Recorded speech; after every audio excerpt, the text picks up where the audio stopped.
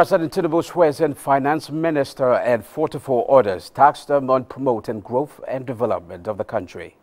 National Emergency Management Agency NEMA set to commence rice distribution in states, plus oil rises on lower OPEC plus exports in August. This is Business Express reaching you from Abuja, Nigeria's capital. I am Musa Abubakar, your guide.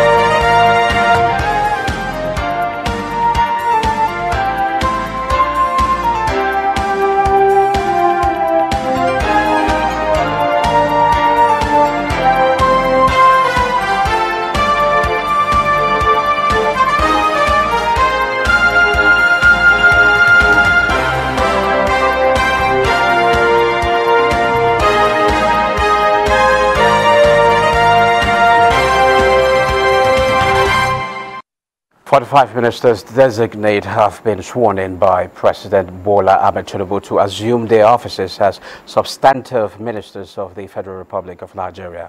The president urged them to put the country first and shun all forms of ethnicity and join hands in realizing the renewed hope agenda of the present administration.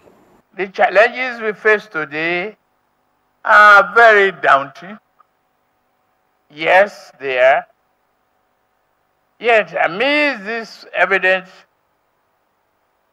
challenges, we have the opportunity to implement long overdue reforms that will improve the operations of government, transform our nation's economy, and ensure peace, safety, and prosperity for our people. These are the objectives that underpin the renewed hope agenda. And these are the objectives that have inspired the selection of a lot of these distinguished ladies and gentlemen who are ministers by now. Meanwhile, President Bola Tinubu has approved the redeployment of Abubakar Momo from the Federal Ministry of Youth to the Federal Ministry of Niger Delta Development. The Federal Ministry of Youth is to be reassigned to a minister soon. A statement from the Special Advisor to the President on Media and Publicity, Juri Ngiliale, says ministers allocated to the Federal Ministries of Transportation, Interior, Marine and Blue Economy have been reshuffled. Deboyega Oyetola is now the Minister of Marine and Blue Economy. Bumi Tunji Ojo redeploy as the Minister of Interior, and Saidu Al-Ghali redeploy as Minister of Transportation. Furthermore, both Ministers of State in the oil and gas sector are now domiciled in the Federal Ministry of Petroleum Resources with the following designations. Senator Henuken Lokpobiri is the Minister of State, Oil, Petroleum Resources, and Ekperikbe Eko is the Minister of State, Gas, Petroleum Resources. Okay, recently President Bola Ahmed Tinubu, in a bid to reposition tax collection and remittances and strengthen the ongoing tax reforms, inaugurated the Presidential Committee on Fiscal Policy and Tax Reforms. As the nation grapples with economic challenges and looks towards building a more sustainable and robust financial framework, the establishment of this committee marks a critical step in shaping Nigeria's fiscal policies and tax system. Joining us in the studio who will share insight with us is the Chairman, Presidential Committee on Fiscal Policy and Tax Reform, Taiwo Oyedele. You're welcome to Business Express. Thank you very much for having me. Okay, now to delve into the subject matter, President Bola Ahmed Tinubu has, upon inauguration, promised that the present administration will not be imposing on or introducing new tax or taxes, but improving tax collection. How is that possible, and or how can that be achieved? Yeah, thank you very much. So I think this is a very important question because I think we cannot say it enough because there's I'll say trust deficits such that even after saying it, people still come back and say, well, we don't trust government, they're going to impose new taxes. But just to be very clear, Mr. President was also very clear in his instruction to us that the mandate of the committee is to reduce the burden on the people, particularly the poor and the vulnerable, as well as micro, nano, small businesses. So what we plan to do is to look at the various taxes and levies, which officially today are over 60 if you combine local government, state, and federal government. We think that we can get to a point where we harmonize those taxes to not more than 10 or even a single digit at that. Yet, which is why I think it's important to answer this question clearly, the president also hopes that we're able to get to about 18% tax to GDP ratio within the next 3 years. So the question is, how do you repeal taxes and reduce the number of taxes that people currently pay, yet to collect more in terms of the absolute amount of revenue generated by government through taxes? The answer is simple. There's a wide tax gap today, which means even the taxes we have, the legitimate ones, many people are not compliant. VAT, personal income tax. By using technology and also using the other means of encouraging voluntary compliance, we think that by closing that gap, which is estimated at close to 20 trillion naira, we can then raise our tax revenue to GDP ratio to about 18% without introducing new taxes, but rather repealing some of the taxes that today are coming in the way of business and prosperity, but not yielding so much for government in terms of revenue. Now, that digitization, codification, or harmonization, at times you keep hearing as the magic wand to ramp up tax collection. What are the plans? Yeah, so so that's probably one of the biggest plans we have when it comes to technology. We are looking at it in terms of how we administer revenue in Nigeria. So by the revenue authorities, can they use technology more? In terms of how we report the revenue we collect, because if you don't report the revenue you collect properly in a transparent manner, it has a way of affecting the tax morale of the people. That if they don't trust government and how you use the taxes that they pay, they'll be reluctant to pay. And also in terms of the digital economy itself, we see almost a whole new economy emerging out of technology. And these things are, dynamic, happening every day. How do you plug into that economy such that you can get the appropriate tax revenue for government without inhibiting innovation and growth? And if you think about it today, if you want to transport goods from point A to point B in Nigeria, you're likely to encounter roadblocks, people collecting money from you, and they're mostly collected in cash. How can we stop that so that by using technology, even if it's USSD, star something, you pay your taxes, and the receipt comes on your phone immediately, right? If you delete that message, you dial another star something, and the receipt comes back to you, and you can show that everywhere you're going, and that will reduce not only the multiplicity of taxes, it will ensure that whatever we pay goes to government, properly accounted for, and properly utilized for the people. Do we have the technology for that? We do have the technology, and whatever we don't have is abundantly available across the world. So we would use what we have as much as possible. Whatever we don't have, we will get from outside the world, outside Nigeria, wherever it's available across the world.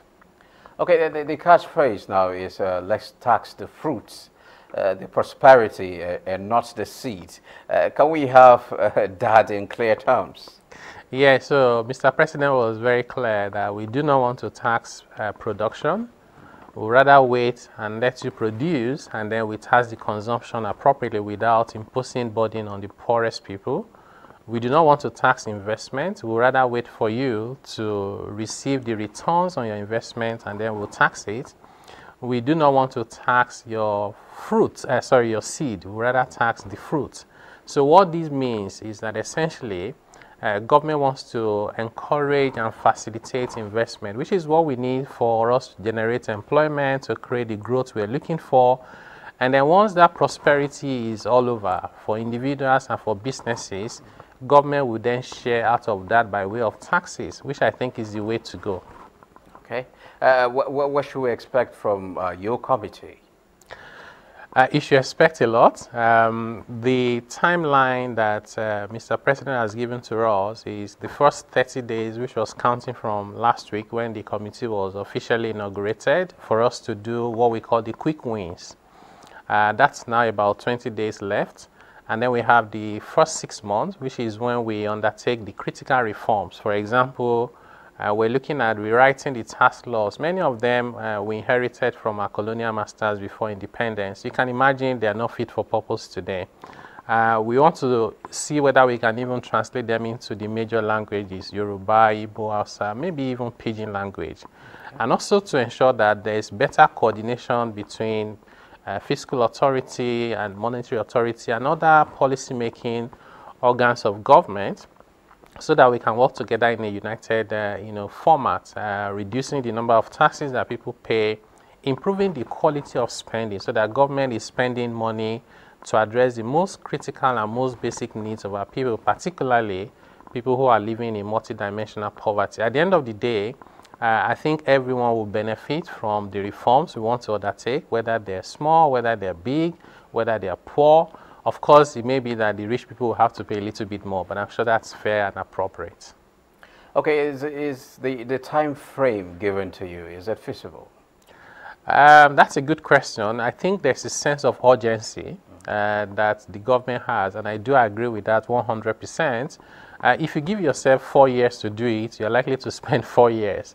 Why don't you say 1 year and then push yourself as much as possible? One thing that is really amazing is the level of support that we have received from Nigerians, even outside of the country. So resources will not be a problem for us. The human capacity is not a problem for us. What is needed is the commitment, which I believe is there in abundance, and therefore I think 1 year is a reasonable time frame for what we have to do. Okay, you made mention of technology, but should technology now breach the issue of transparency? Because every taxpayer wants to make sure that every money he pays to the government is properly used. So issue of transparency has always been an issue in the country. So how do you plan to tackle that? Yeah, so transparency is a big issue. I was, opportune to lead a project for the Nigeria Economic Summit Group, where we did a national study around tax morale and perception. And then we got to local governments, and many of the local governments, actually the vast majority of local governments, don't even know how much they have collected in taxes. Some of them, the numbers they gave us in terms of the revenue they have collected, it's not even enough to pay the salaries of the staff collecting those taxes. So that doesn't help, because if government at some levels can't even explain how much they've collected, how then can they convince the people paying those taxes that there's proper accountability? One thing that technology will do for you is once you stop collecting cash, and we've seen this done in a few states like Kaduna, Ondo State, once you stop collecting cash, then you already create the trail for audit purposes, for transparency, to know exactly how much you collect. And then you can move on to the second important conversation about how is that money being spent in a way that is not wasteful, in a way that focuses on the priorities of what's most important to the people, not the politicians, right? So you shouldn't, for example, in my view, build an airport when you don't have clean water, potable water, you don't have basic health center or basic education for your people. Okay. We also hear of streamlining of taxes from about 54 taxes to 10. Can you confirm that? Yes, so like I said earlier on today, if you look at what we call the list of approved taxes and levies collectible by the local government, the state government, and the federal government, and you just add them all up together, they're over 60, and they are growing almost on a daily basis. Before the end of the last 9th National Assembly, we did some analysis of various bills at different stages, and there were over 40 of them that had one levy or tax here and there.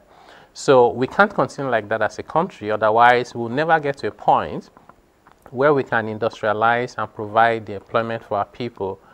We have to reverse that trend. Countries that do so well in terms of tax collections around the world, they tend to have fewer taxes, that high revenue yielding, easy to collect and monitor. That's what we want to do in Nigeria. So I do confirm that indeed we're hoping to get to a point where the number of taxes in Nigeria are not more than 10. Okay, thank you very much, Taiwo Oyedele, for sharing your thought with us. Chairman, Presidential Committee on Fiscal Policy and Tax Reform. We hope to, we also wish you good luck with your objectives, out there. Thank you. Yeah. Accountant General of the Federation, Oluwatoyin Maiden, has advised Accountant General of the 36 states of the Federation to embrace technology in their operations in line with global best practices. Speaking at the weekend in Abuja, Maiden said steps taken so far by the federal government in public finance management reforms are yielding results and encourage them to replicate the measures at the subnational level. Our role as advisors to various state governments is to guide them to pursue sustainable development, which entails wealth creation for the benefits of the community in the current period, but without jeopardizing future welfare of the community. You are responsible for ensuring that financial resources are managed effectively and efficiently. This is particularly important in the public sector where resources are limited and must be used wisely. Reforms by the federal government since 2012 includes the Treasury Single Account, Government Integrated Financial Management System, Integrated Payroll and Personnel Information System. Oil prices rose this Monday as global supply is tightening with lower exports from Saudi Arabia and Russia, offsetting nagging concerns about global demand growth amid high interest rates. Brent crude climbed 61 cents to $85.41 a barrel, while U.S. West Texas Intermediate crude was at $81.88 a barrel, up 63 cents. The September WTI contract expires on Tuesday, and the more active October contract gained 56 cents to $81.22 a barrel. Both front-month benchmark prices snapped a 7-week winning streak last week to post a weekly loss of 2% after the U.S. dollar, strengthening on the possibility interest rates could remain higher for longer, with China's property crisis adding to concerns about its sluggish economic growth and oil demand. Still on commodities, let's see prices of oil and other commodities on the global market.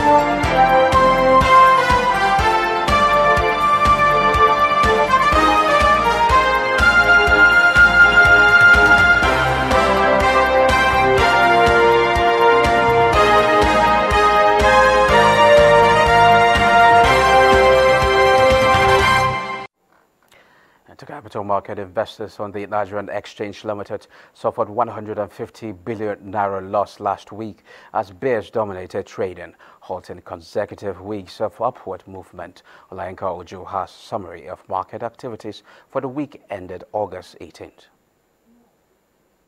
After 6 consecutive weeks of positive momentum, the equities market's bullish streaks at the Nigerian Exchange Limited local stock market came to a pause as the benchmark index experienced a 0.93% decline. a total turnover of 1.689 billion shares worth 29.407 billion naira in 29,477 deals were traded last week by investors on the floor of the exchange. The financial services industry led the activity chart with 1.166 billion shares, valued at 16.925 billion naira, traded in 13,819 deals. The conglomerates industry followed with 191.320 million shares worth 843.336 million naira in 1,829 deals. The third place was the oil and gas industry with a turnover of 64.352 million shares worth 810.637 million naira in 2,159 deals.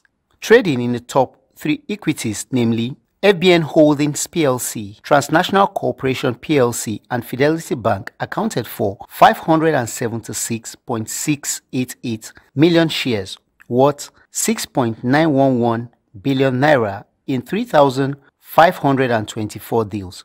For summary of price changes, 29 equities appreciated in price during the week. 56 equities depreciated in price, while 70 equities remained unchanged. European stocks edged high on Monday after a rout last week. Bosede Abel is standing by for more on the global market. Hello and welcome to the global market segment. China's central bank cut its one-year loan prime rate by less than expected Monday and left its 5-year rate unchanged. Asia market closed mixed Monday as China slashed its one-year loan prime rate but kept its 5-year rate unchanged. Hong Kong Hang Seng Index slipped 1.82% across 17,623.29. The Shanghai Composite in mainland dipped 1.24% at 3,092.98, while the Nikkei topped 31,565.64 at 0.37%.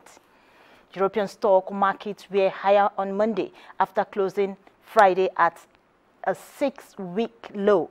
DAX rose 0.71%, FTSE 0.67%, and CAC 40 of France also appreciated at 1.15%.